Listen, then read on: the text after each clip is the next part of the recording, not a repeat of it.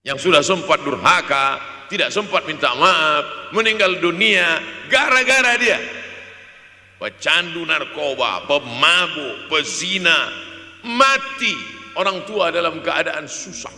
Kalau saya bicara tentang ibu, sesungguhnya ayah sudah masuk, karena tanpa ayah kita juga bukan apa-apa dan bukan siapa-siapa. Dosa yang paling mengerikan adalah kalau ada orang jual sabu-sabu, peminum khamar, di dunianya bahagia, happy, senang. Itu Ustaz, pengedar narkoba, hidupnya aman, adem ayem, tentram. Di akhirat azabnya baru diberikan Allah SWT.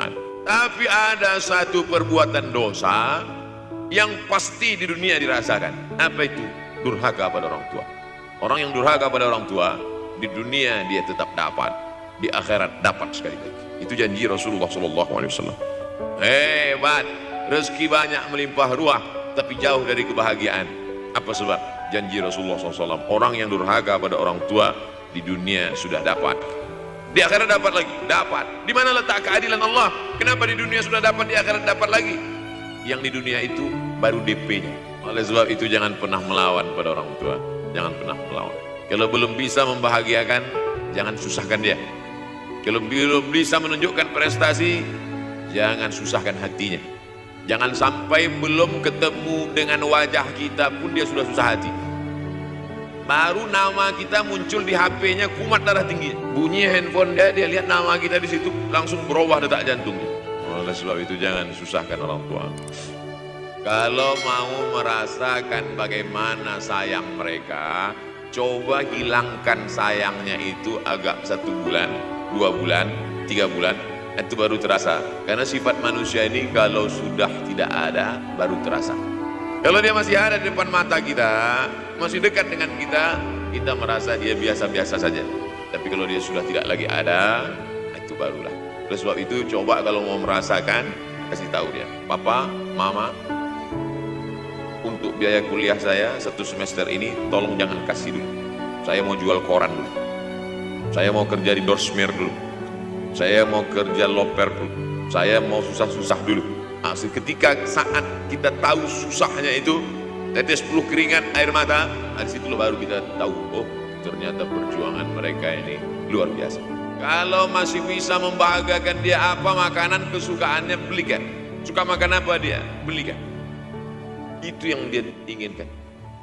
Andai kita gendong dia dari Yogyakarta berangkat ke kota Makkah, sampai di Makkah tawaf 7 putaran, dari Sofa ke Marwah, pulang lagi ke Jogja, belum tentu dapat membayar sekali teriakan dia saat mengeluarkan kita ke alam dunia. Walaupun dia sudah meninggal dunia, makanya kita tetap membaca walaupun dia sudah masuk liang lahat.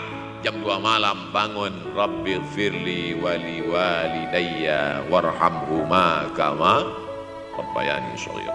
Tapi kalau dia masih hidup, masih ada, senangkan hatinya. Ketika hati dia terbuka, bahagia, disitulah pintu-pintu rezeki itu terbuka. Turun barokah-barokah itu. Buah kalau matang itu dijolok, jatuh. Dan menjatuhkan rahmat Allah itu, membuka pintu-pintu langit, mengetuk pintu-pintu rahmat dan ridha Allah dengan ridha orang tua. Makanya kata Nabi, ridha Allah fi ridhal walidain. Kalau Allah ridha, maka semua yang kau mau dia berikan. Orang kalau sudah ridha itu artinya senang. Orang kalau sudah senang, semua dia kasih. Apa yang ada di tangannya, itu dia berikan. Dari malam sampai di hotel, datang seorang jamaah, buka cincinnya. Cincin paling dia sayang, dia kasih ke saya. Orang kalau sudah senang hatinya, semua dia kasih. Begitulah orang kalau sudah dapat ridha Allah Subhanahu wa ta'ala. Apakah Allah ridha terhadap kita? STJ, status tak jelas. Cara mendapatkan ridha Allah, pancing dengan ridha orang tua. Senangkan hatinya, terbuka pintu rezeki. Makanya sulit hidup kita, sempit. Dari kerut kening kita udah kelihatan. Kenapa? Karena tidak ada ridha Allah, akibat tidak pernah menyenangkan hati orang tua. Senangkan orang tuamu, jadikan dia seperti raja, maka rezekimu akan melimpah seperti rezeki raja-raja. Kiamat terjadi tapi belum sempat berbakti kepada orang tua. Dosa belum sempat meminta maaf.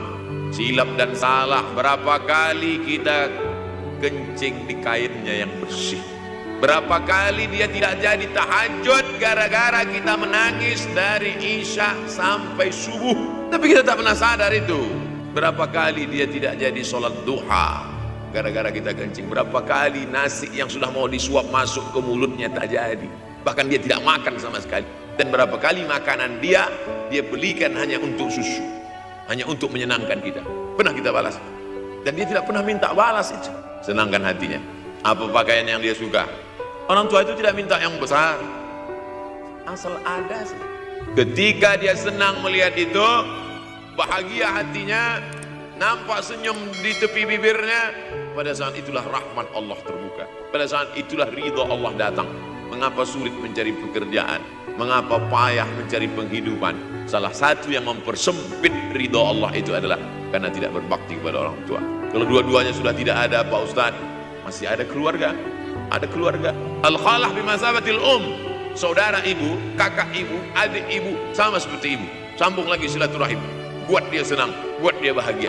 Yang sudah sempat durhaka, tidak sempat minta maaf, meninggal dunia gara-gara dia pecandu narkoba, pemabuk, pezina, mati.